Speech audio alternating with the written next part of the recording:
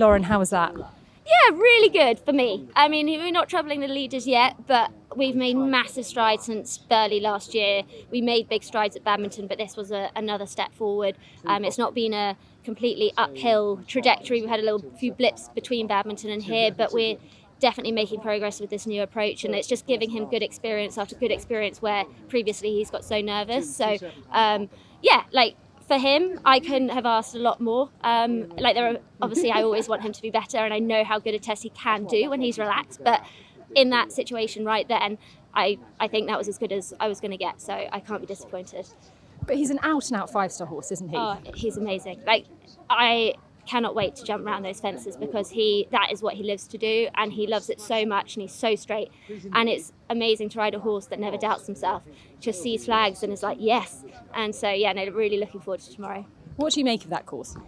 Big. I walked it the first day and was like, oh gosh, and then as I walked it and had my own plan now, I am like, okay, this is how I'm going to do that, and that's how I'm going to do this, and it means it's much more jumpable, isn't it, when you have a plan? Still plenty of respect, and all the way to the end, big jump, so there's a lot to do.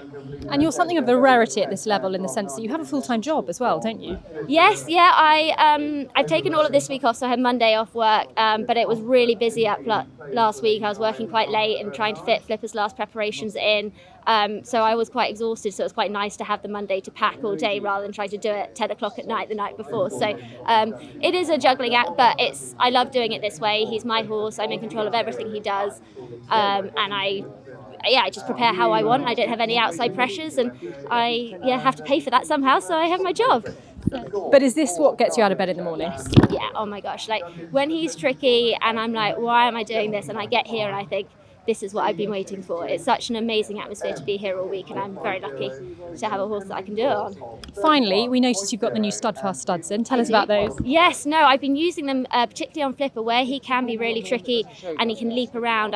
He's studded himself a few times in the past, and he never slips in them, but he's not once cut himself even when he's thrown some shapes. And so I think it's really safe for him, and they're light, and I like them, and they can go in slightly softer ground, slightly harder ground. So I've been using them a lot recently.